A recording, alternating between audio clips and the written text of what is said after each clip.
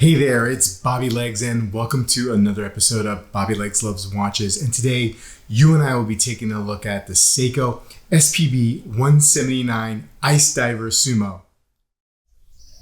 So this is the SEIKO SPB179 Sumo Ice Diver in light blue.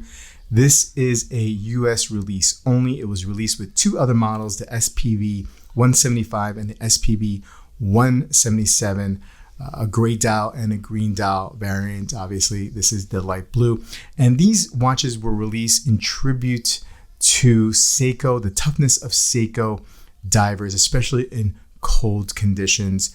And this light blue dial was inspired by the light blue hues that you would see in glaciers. So let's get right into the specs. We have a 45 millimeter case, 52.6 millimeter lug to lug, just under 13 millimeter case thickness at 12.9, 20 mil lug to lug, stainless steel 316L stainless steel case. Very unique case for compared to other SEIKO divers the Sumo has here, and it's one of the reasons why it's one of my favorite divers in the SEIKO collection. You see that turned in lugs with these lines making it appear so.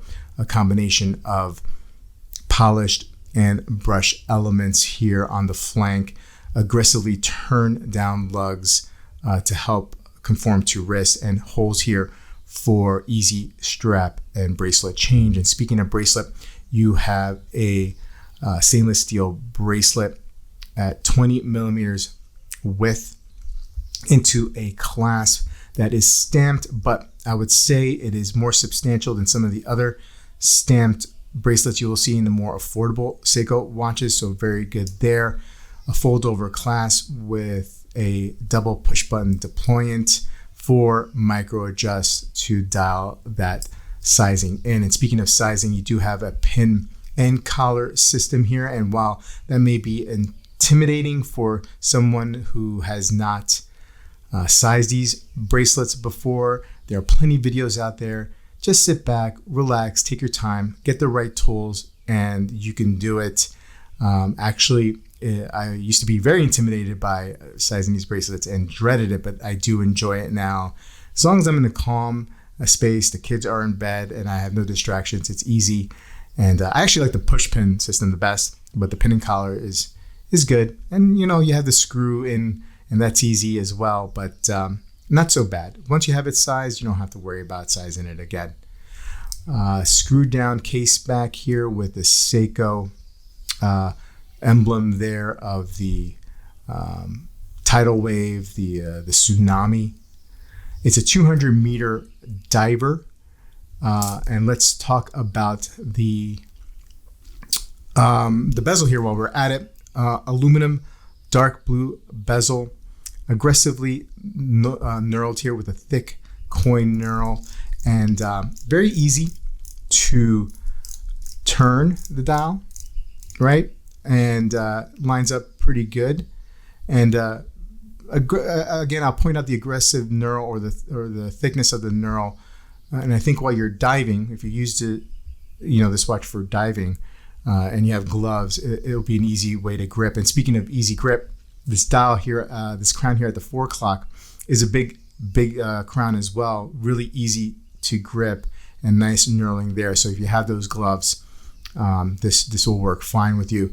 First position is it's a screw down, but the first position after you unscrew it will wind the watch. Second position will change the date, and third position will change the time. I love these fonts on the Sumo, on the bezel insert. I especially love the second generation. If you have a chance to look at the second generation, I'll put a link to one of the reviews that I did on that here. The font is a little bit more bubble-like, and it's awesome. And the second generation is my favorite generation of Sumo, although this is a pretty good one, the third generation, being that it has a upgraded movement. You have the caliber 6R35, which is a 24 joule, 21,600 beats per hour, but the power reserve has been bumped up to 70 hours, which is a great feature. Now let's get right into this dial, which is the star of the show. And you have this light blue dial, this waffle or grid pattern like here, which plays with the light very, very nicely. Chapter ring in here, matching the color, and the minute track, as you can see. Applied indices, applied Lumibright on the hour indices and on the hands and second hand. And the lume on Seikos are, one of the best in the business for sure. And this model is no exception. I mean, you have great lume here. Flat sapphire crystal, a magnifier at the 3 o'clock position where the date is. And you'll see the magnifier appear in the second generation of some limited editions of the second generation watches, and in some releases for the third gen.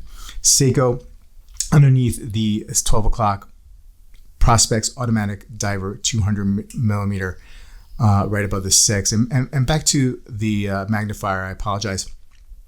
Not a deal breaker for me per se. I know it might be a deal breaker for some, and I think people's main complaint is that you may have some dust or grime that collects there.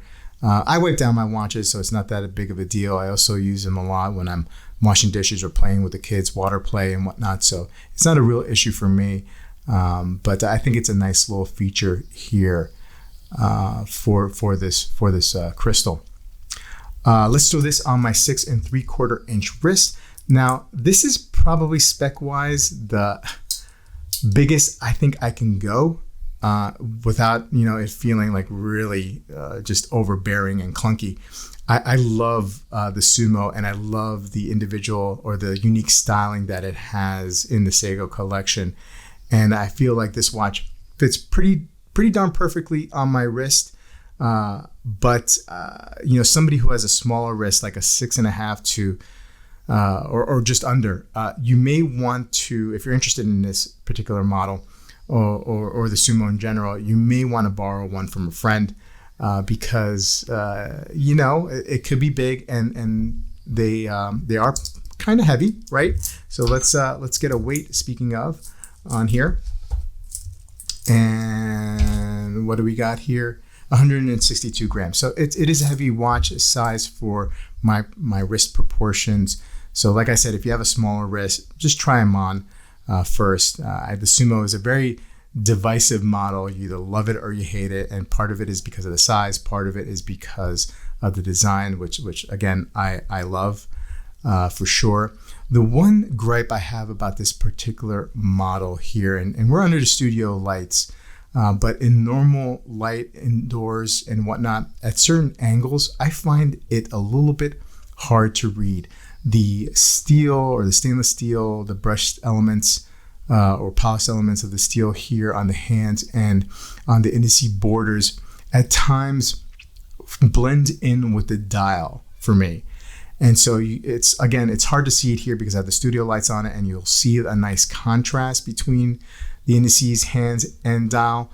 But at times with normal light, again, it is hard for me to read the time, which is a bummer because I really like light blue. I really like blue dial watches. I think that's my favorite color dial when it comes to watches. So when I had reviewed the 175, which is the gray, I loved it. But I thought to myself, man, that light blue has got to be something special, partially because I'm partial to that light blue. But I think I would go with that gray because the contrast between the hands and indices and the dial was much greater at most of the time or all the time. So a little bit bummer here with this one, and it's probably why this watch won't stay in my collection. Now, it may not be an issue for you. I mean, the contrast might work for you. It's just I'm 49 and, my eyes are not as good as they used to be, right? So the contrast is not there, and it was slightly disappointed. Now, you can change this up and put different straps on this, which I choose to do at times. Crafter Blue makes a blue rubber, a dark blue rubber that actually matches this bezel insert, and it looks great on rubber. So if this bracelet is not your cup of tea, because it isn't for some people, you can throw this on the rubber strap. Now this watch will MSRP at $900. I found this on eBay from a seller who was selling this new, and I was able to negotiate a price around 25% off.